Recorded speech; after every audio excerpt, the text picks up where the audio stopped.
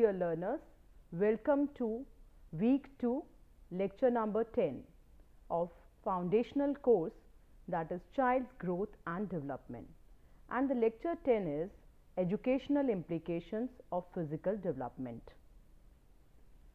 The concepts in this lecture we are going to cover are, we will introduce the topic principles linking physical development and teaching and learning, educational implications for classroom practice, implications for curriculum design and school programs, professional development for teachers, challenges, educator roles and recommendations, further recommendations and best practices. Finally, we will conclude and there are certain references for your further studies.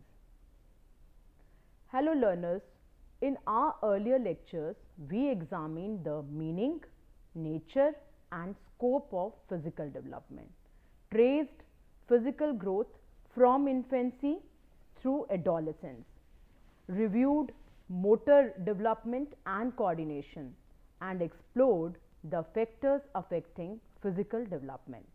Today, we will see what does this mean in a classroom, school and curriculum context. In other words, we can say the educational implications of physical development. Physical development, which includes growth in body size, changes in body proportions, refinement of gross and motor skills, doesn't occur in isolation. It is tightly interconnected with cognitive, emotional and social development. For instance, research shows that fine motor skill proficiency in children is significantly linked to later academic achievement in mathematics, reading and science.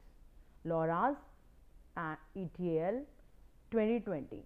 Similarly, adequate physical activity and motor skill development support attention, memory and executive functioning in early school years. Valentini and Gennaro 2021. Because of these connections and interrelationships, when educators design classroom settings, teaching strategies and curricula, they must attend to physical or motor development not as a side topic but as an integral component of effective education. So, let's see what are the principles linking physical development and teaching learning. Let us now discuss some guiding principles grounded in research as well as in theories which can help educators translate knowledge of physical development into practice. The first principle is individual variation and readiness. Children progress at different rates in growth, motor coordination and physical maturation. Expecting all children to be at the same level leads to frustration or disengagement, and this parents as well as teachers should know about this particular principle, that is individual child is different and they vary, their growth and development varies from student to student. Interrelated domains of growth. The second principle, physical development supports and is supported by cognitive, emotional and social domains. In other words, we can say that physical development affects other dimensions of development. And what are these other dimensions? Cognitive, emotional, moral, social and personality development, and is further affected by them. For example, motor skills contribute to children's ability to engage with manipulatives, perform writing tasks and collaborate with peers, thus influencing learning outcomes. Then third is developmentally appropriate practice. Teaching and learning must align with the child's stage of development, whether he or she is infant or childhood, early childhood, middle childhood, late childhood, or adolescence, which period he is in, including physical motor readiness. Physical development literature emphasizes that children are more alike than different, and children proceed through the same stages in the same order. Haywood and Getchell 2009 as cited in Principles of Motor Development. Designing motor relevant tasks without regard to child's physical readiness undermines their learning. By keeping these principles in mind, we can move into concrete implications. We say these educational implications for classroom, for teachers, for school administrations, as well as for parents, for practice in classroom and schools. What are educational implications for classroom practice? In this section, we translate the above principles as we discuss them into actionable classroom practices, covering environment, instruction, assessment, social emotional aspects, and integration across the curriculum. Knowledge of various principles of physical development prepares school authorities, headmasters, principals, teachers, and curriculum developers to consider the variations wherever required, to see the individual cases also, specific cases. Environment and classroom setup. Select furniture and materials appropriate for children's body size, reach and strength. Low level tables for younger children, manipulatives sized for easy grip, chairs allowing good posture. Now in the era of inclusive education, it is termed as universal design learning. This universal design learning is not just limited to furniture or architecture. It is for pedagogies, for instructions, as well as for assessment. Provide space for movement. Don't confine children to seated desks for the full duration. Integrate movement breaks or stations in between. Equip motor skill zones. For early years, include gross motor corners like balanced beam, hopping areas, and fine motor centers, threading beads, puzzles, cutting and pasting. Research emphasizes inclusive physical motor opportunities in play settings. Travick Smith 2010. Ensure safe, accessible outdoor and indoor movement opportunities. As studies shows that access to diverse physical activity environments enhance motor development. Physical development in the early years 2019. Now what are the implications for instructional activities and strategies? Fine motor skill activities. Early primary children benefit from experiences such as drawing, cutting, manipulatives to strengthen their hand-eye coordination, which supports writing and drawing tasks later. Loras et al. 2020. Gross motor integration incorporates movement into lessons. Example, students stand and jump to respond, walk to different stations, perform a movement burst before seated tasks to re-energize their attention. Movement breaks have been linked to better attention and on-task behavior. Valentini and Gennaro 2021. Scaffolding on readiness. Recognize that, and teachers must recognize that children may still be developing stamina or coordination for sustained tasks. For example, in a class of 8-year-olds, limit extended writing, drawing sessions and include opportunities to stand up, stretch and move. Differentiation. Because children differ in motor development, there is individual variation. Adapt tasks accordingly. Provide simpler manipulatives or extended time, very, very important, extending time for children needing extra practice. Offer more advanced tasks for children showing advanced motor coordination. Giving extra time for practice according to the specific needs of child is an example of accommodations in curriculum, instructions, and further it's an inclusive setting.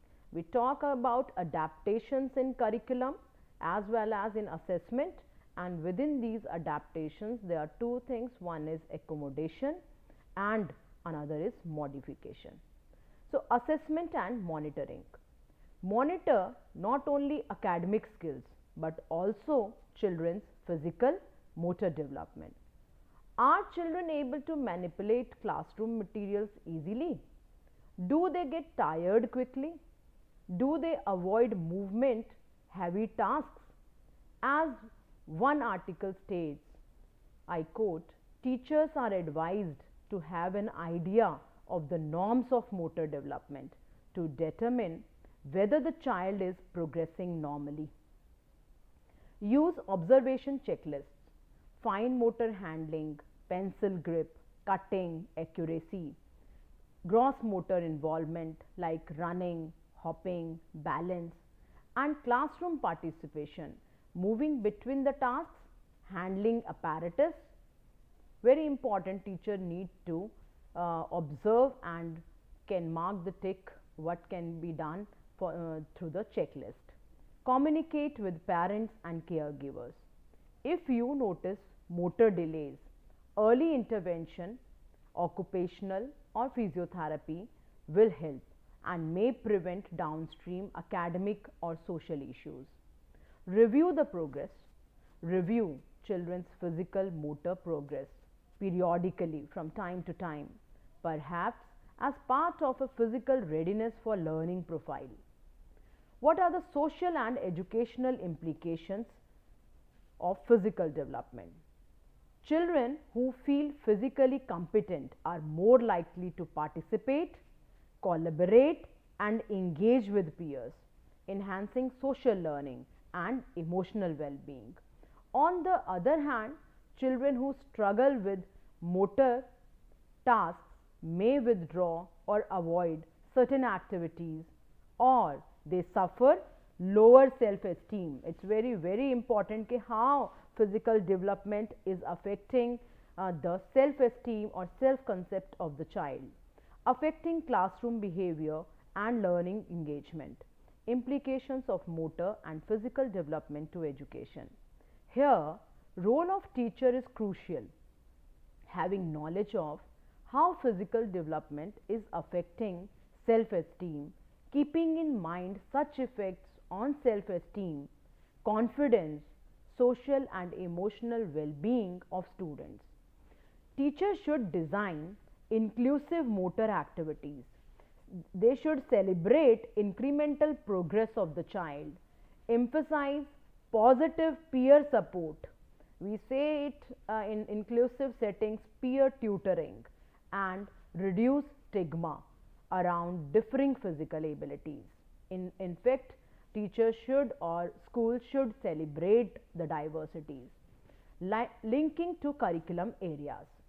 In subjects like mathematics, science, or art, children's ability to handle materials, draw, measure, construction in mathematics depends on fine motor maturity. If this is weak, academic tasks may suffer. Movement-based learning. For younger children, lessons can integrate movement to reinforce concepts. Example, counting by walking steps, science by probing movement of objects. The link between movement and cognitive processing is increasingly supported. Valentini and Gennaro, 2021. Co-curricular programs in schools like physical education, games, crafts, gardening activities are not optional. people, parents, sometimes teachers, even then students, they treat it as an optional or extra subject or extra activity. Instead they support motor development, and through that learning in your core subjects. So this is very important for teachers and parents as well as school administration to know that these co-curricular activities, they are not extra, they help you in your core subjects. Implications for curriculum design and school programs. Beyond the classroom, curriculum planners and school leaders must account for physical motor development through policy like New Education Policy 2020, program design, teacher training and environment. Integration of physical motor goals into curriculum.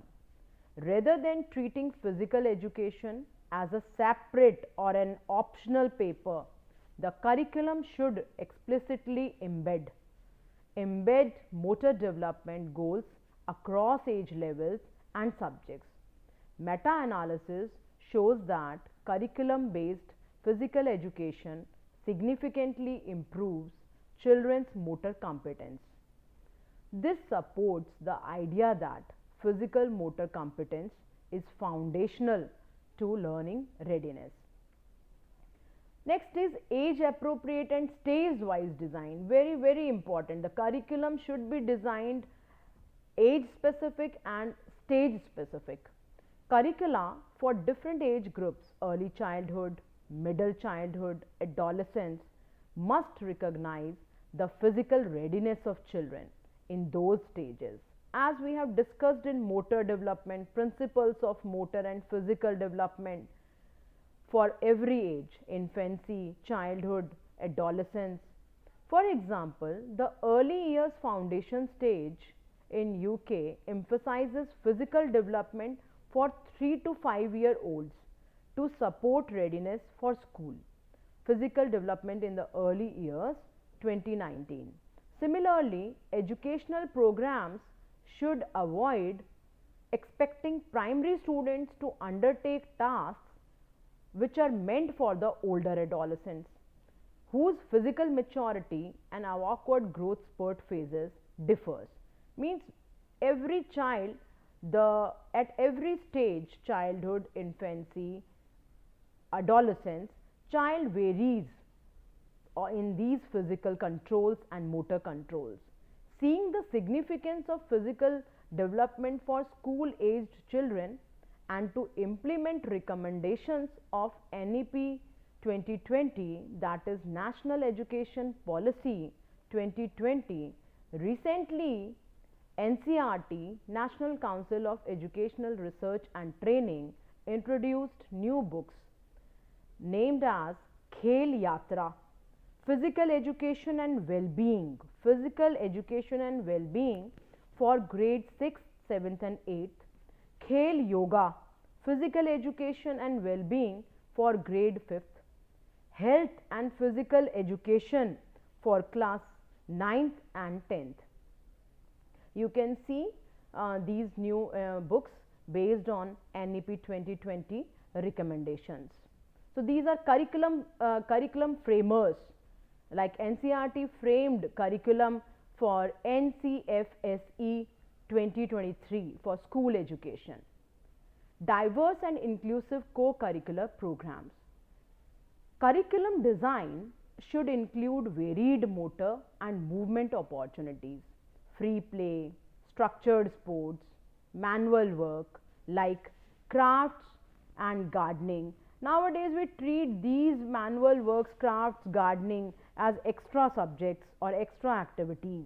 Okay, don't waste time on these, rather do preparation for your entrance and for other career goals. So these manual works like crafts, gardening, movement integrated lessons and outdoor learning should be kept in mind when you design the curriculum. As one review states, varied sports and games should be provided in daily school functioning. That should be in the routine of the school.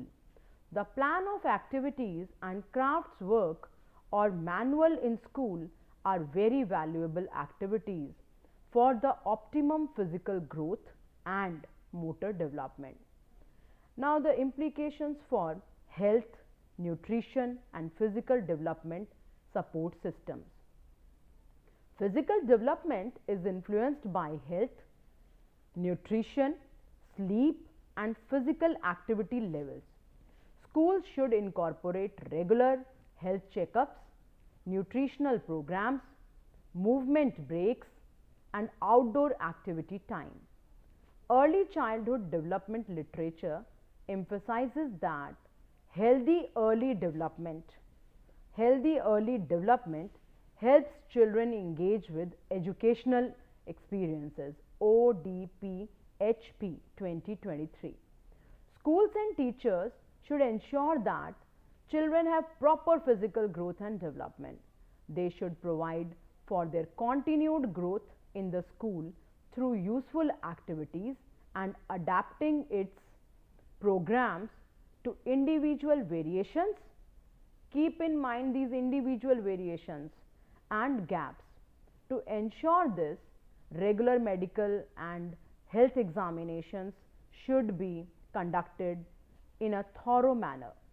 And what are the implications for the professional development for teachers? Teachers should realize that physical growth and motor development have a significant effect on the behavior of children.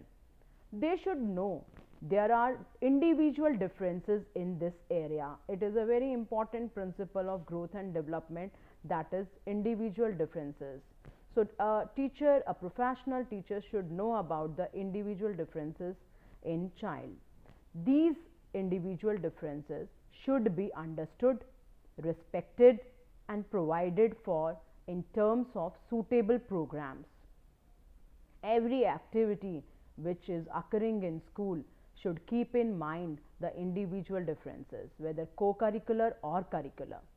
Teachers, including classroom and specialist physical education teachers, must be trained in physical development and motor skill norms.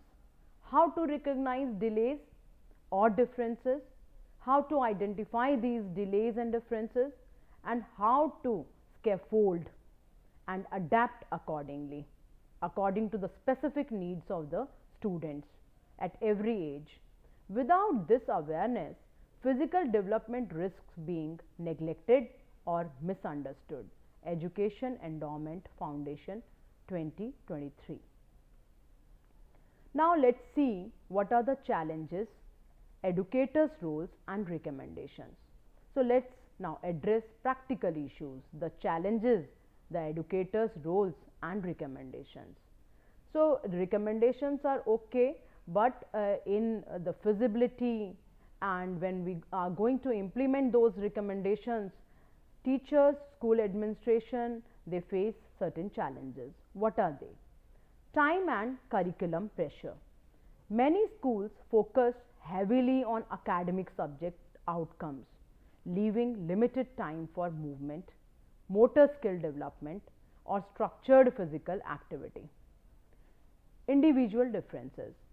Some children may have motor delays due to biological, nutritional, or socio-economic reasons. Adjusting for these within large classes, in Indian classrooms are in a class there are minimum 50 students, it is demanding to meet the individual needs and accordingly giving the material or the instructions. With multiple sections and strength of students in a typical classroom, in each section in India, catering to individual differences is next to impossible, and we can say it is not feasible. Resource constraints. Schools may lack appropriate space, equipment or teacher training for effective motor development programs. So we need proper trained teachers in physical education. Sedentary lifestyles. Trends of excessive screen time, reduced outdoor play, and long indoor sedentary periods negatively impact physical motor development, as cited in Factors Promoting Physical Activity 2023. Growth spurts and coordination dips. Adolescence often brings rapid bodily changes, awkward phase, which temporarily affect coordination. Teachers here must anticipate and adapt accordingly. Now, after challenges, let's see what are the roles and responsibilities of educators. Observer and assessor. Teachers should monitor children's motor skill development, note individual differences, delays or difficulties, and communicate with parents, caregivers in regular parent teacher meetings. Facilitator of opportunity. We say teacher as a facilitator of opportunity. Design classroom and school environments that provide movement, challenge, practice, and motor skill opportunities. Integrator of movement into learning.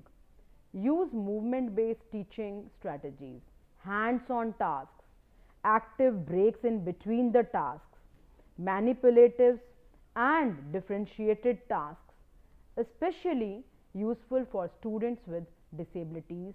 We also say children with disabilities. Collaborator. Work with specialists, physical education teachers, occupational therapists, physiotherapists, parents, and the community to support children's physical development. Teacher as a reflective practitioner. Continuously update one's knowledge about physical development norms, research in this area, and practice, and adapt teaching accordingly. Regular in-service training programs should be organized in schools for teachers. There is a very good module on teacher as a reflective practitioner by NCERT. Dear learners, you can read that module for teacher as a time to time updating the knowledge in that area. Here in this case, it is physical education. So, recommendations and best practices. Incorporate short movement breaks, very important. In between the tasks, a child needs some breaks in class every 20 to 30 minutes to refresh the attention, restore more energy, and prevent fatigue because of the continuous sitting for activity. Use classroom tasks that require manipulation, movement, and coordination, rather than solely passive listening to the lectures or noting something from the blackboard. For younger children, example age 6 to 8 years, plan fine motor skill centers like threading beads, drawing, puzzles. And why it is important? For the hand-eye coordination, eye-hand coordination, and gross motor play, hopping, jumping as part of daily classroom routine. Ensure lessons are inclusive of all students. Those with slower motor development get adapted tasks. They get extra practice and peer support. Their peers who are fast in that activity can support the children who is a bit slow. Record children's motor development progress. Fine motor checklist, gross motor logs, and review periodically. Partner with parents. Communicate the importance of physical activity, proper nutrition, balanced food, avoiding junk food, adequate sleep, and active play time at home. So, these can be talked. You can interact, teachers can interact with parents in parent-teacher meeting regarding the importance of physical activity, balanced diet, balanced food, avoiding screen timings, and have a proper sleep. Avoid these new gadgets, Androids. Set a specific time for that. Advocate for school policy that balances academic learning with physical development. Example, sufficient playground time, structured, unstructured play, manual work, crafts, gardening. Use data and observations to inform intervention if a child struggles with writing due to fine motor issues. Plan targeted activities rather than attributing it solely to his or her academic weakness. Here are certain NCERT initiatives as per National Education Policy 2020, and we say NEP 2020. Adhering to the recommendations of the National Curriculum Framework for School Education, a new subject area called Physical Education and Well-being has been introduced at the middle stage. This subject aims to promote love for physical activity and sports, develop capacities for skill engagement in sports, develop resilience, empathy, and cooperation. India has a wonderful tradition of yoga, which is a wholesome experience for maintaining mind and body well-being. The subject of physical education and well-being includes various aspects of yoga starting from yam, niyam and asana, pranayam and dhyan in a progressive way from class 3 till the secondary stage. This lays the foundation for holistic health of the child and well-being. The book for physical education and well-being, titled as we discussed earlier also, and I have shown through slides, Khel Yatra for grade 6, is meticulously designed to develop motor skills, and we are emphasizing motor skills, and engage children in team sports of Kho-Kho and handball. Age specific, we are again and again focusing on age specific. That's why we have seen all these milestones, physical development, motor development from infancy to childhood to adolescence, because we need to develop curricula, textbooks, activities, physical activities, co-curricular, extracurricular activities according to the age and capacities of the child, seeing all the principles in mind. So, age specific aspects of yoga are designed to lay the foundation for healthy living. The textbook aligns with the competencies included in the National Curriculum Framework for School Education 2023 for this stage. Khel Yatra emphasizes the importance of physical activity and the values and dispositions essential for life. It incorporates cross-cutting themes such as inclusion, gender equality, and cultural rootedness. The content and activities are designed to encourage peer group learning and enrich the educational experience for both students and teachers. While this textbook is valuable, children should also explore interesting local games. We are now focusing more on local games, and I talked in my previous slides also, Kho-Kho, Kabaddi, Pithu. These are very important games for developing fine as well as gross motor skills, and play with friends. This book is not only useful for school learning but also a valuable resource for parents and community. Finally, we can conclude, dear learners, remember a child's body and movement capability matter, not just their mind.